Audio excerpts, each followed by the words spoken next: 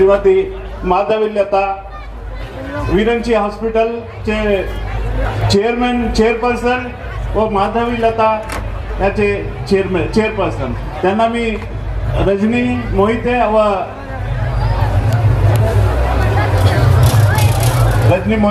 स्वागत करतील. माधवीलता आमचे मुख्य अतिथी मॅडम.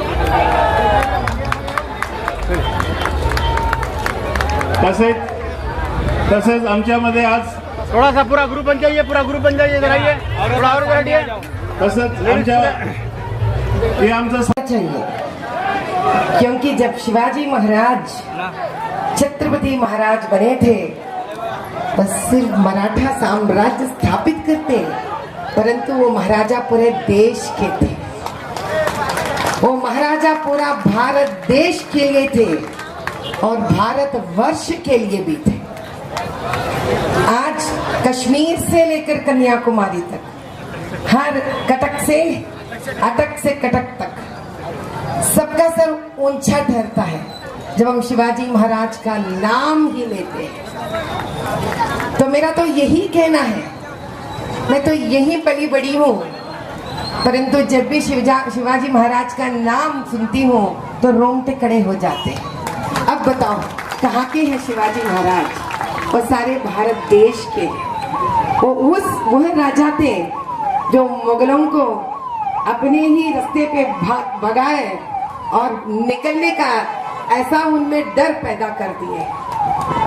शिवाजी महाराज वह राजा है जो अंतरजातीय स्थाई पे न कभी कोई भूल सकेंगे न कोई भूलेंगे.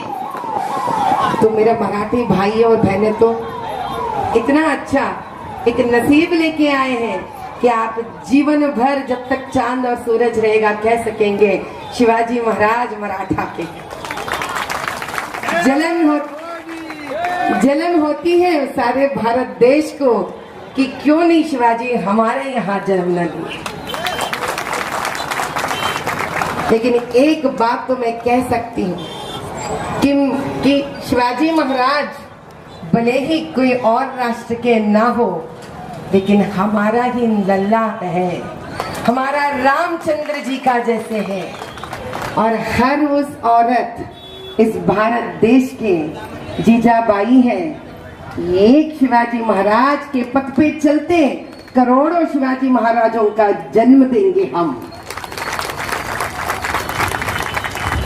आज जैसे रामलला का प्राण प्रतिष्ठापन वहां हुआ है, कई साल जहाँ जब से शिवाजी महाराज यहाँ इस धरती पर भाग्यनगर में उन्होंने कदम रखा था, सारे दरवाजे तोड़ सके ना शिवाजी महाराज का जिस द्वार से हुआ है वो द्वार को छू तक नहीं सके.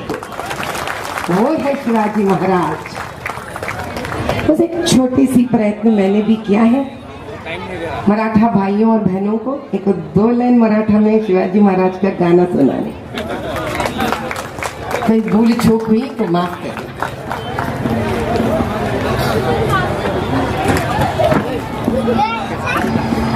आमची छाती फौलादी आम्ही शिवबाच्या अवलादी.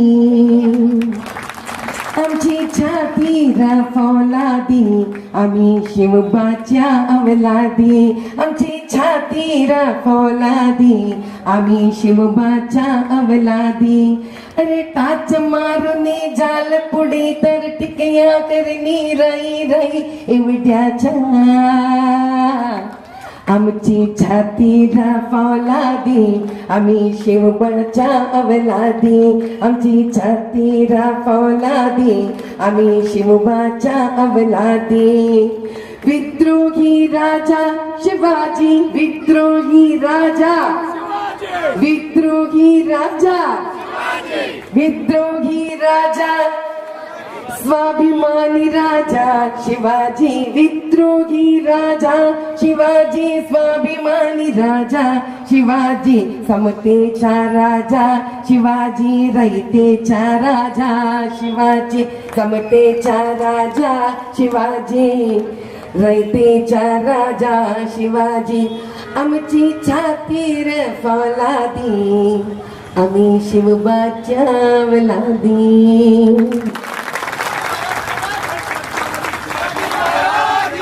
जय. इस साल हम सबको एक बात ठोस कर समझना पड़ेगा. इस देश को लोगों ने कई नामों से तोड़ा है, लेकिन जोड़ने के लिए क्या एक छत्रपति शिवाजी का नाम बस नहीं है? क्या उनके प्रति प्यार हमारे लिए बस नहीं है?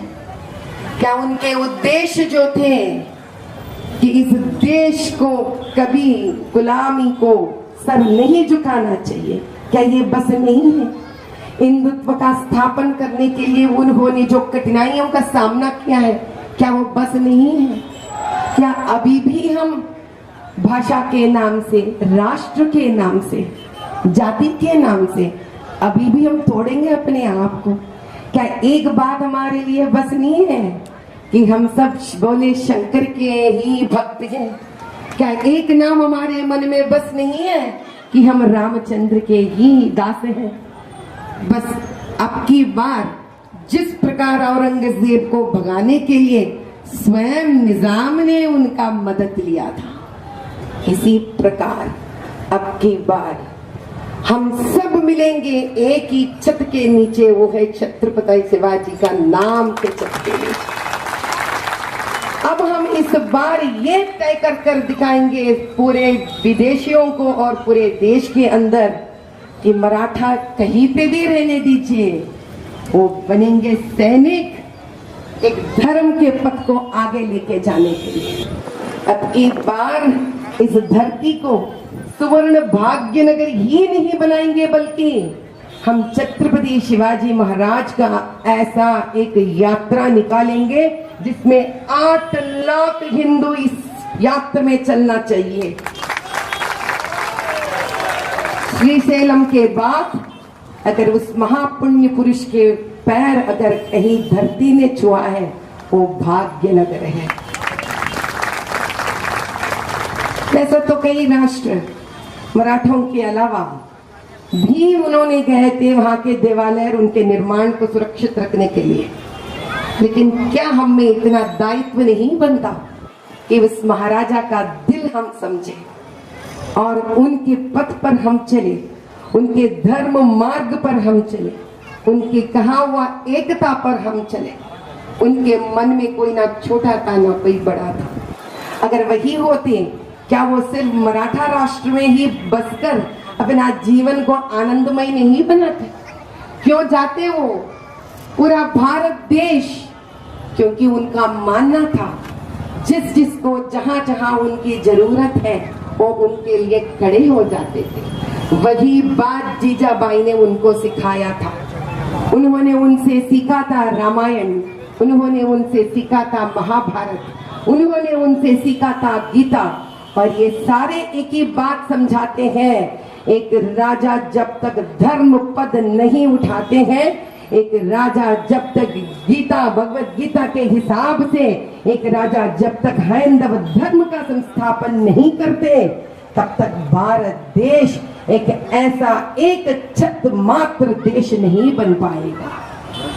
शिवाजी महाराज का इस बात को यहाँ के हर मराठा माए, यहाँ का हर वो जीजाबाई अपने बच्चों को सिखाना पड़ेगा.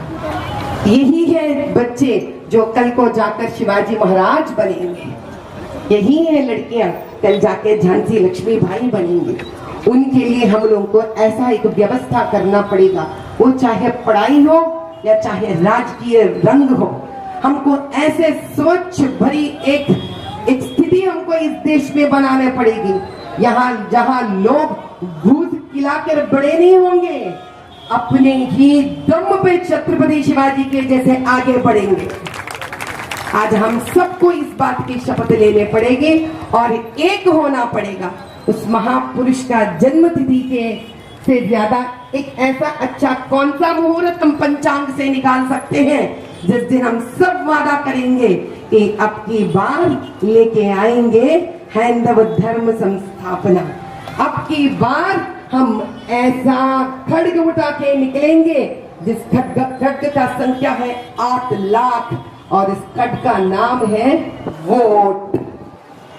हमारे हाथ में भी है खड्ग और खड्ग है वोट। जब तक बाहर नहीं निकलेंगे और खड्ग का प्रयोग नहीं करेंगे, धर्म का संस्थापना कभी नहीं हो। हम लोगों को कतई मालूम है कि हम सबको मालूम है छत्रपति शिवाजी के साथ भी चंद अन्याय हुए हैं, और बोलो वो तो हमारे घर के लोग थे जो उनके प्रति भी अन्याय किए हैं। क्या वो कहानी हमारे लिए बस नहीं है कि हम घर से निकले और एकमात्र एक बनेंगे, और हम पहले बनेंगे भारतीय, हम पहले बनेंगे छत्रपति शिवाजी महाराज के शिष्य। हम पहले एक ही निनाद से आगे निकलेंगे कि जो भी हो जाए हम धर्म के मार्ग से ना हटेंगे और हमारा एकता तोड़ने वाला शैतान का जन्म कभी लेने नहीं देंगे। हमारा यही वादा है कि अगर भगवान ने हमें ऐसा कुछ मौका दिया तो, ऐसा एक परिस्थिति हमें अगर दिया तो, कि हम इस धरती के नौजवानों को और लड़कियों को आगे लेके चले, तो छत्रपति शिवाजी जी जैसे महाराज से हम वही सीखे हैं कि हम उन्हीं के तरह आखिरी दम तक ठहरेंगे अपने भाइयों और बहनों को आगे बढ़ते हुए देखने के लिए। जय भवानी, जय भवानी।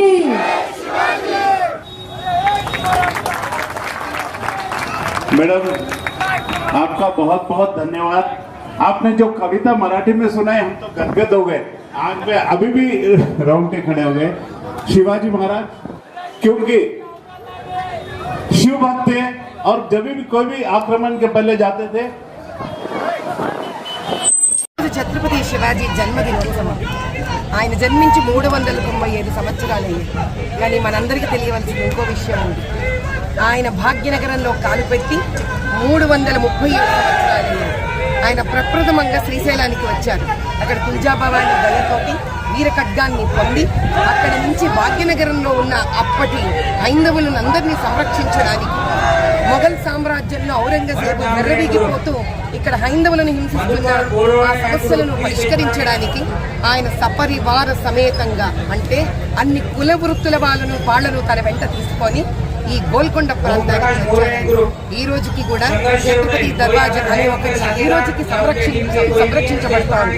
మిగతా అవన్నీ కూలగొట్టబడి ఇక్కడికి వచ్చిన తర్వాత ఆయన సహాయం కోరుతూ నిజాం కూడా ఆ మొఘళ్ళ బాధను తట్టుకోలేకపోయాడు.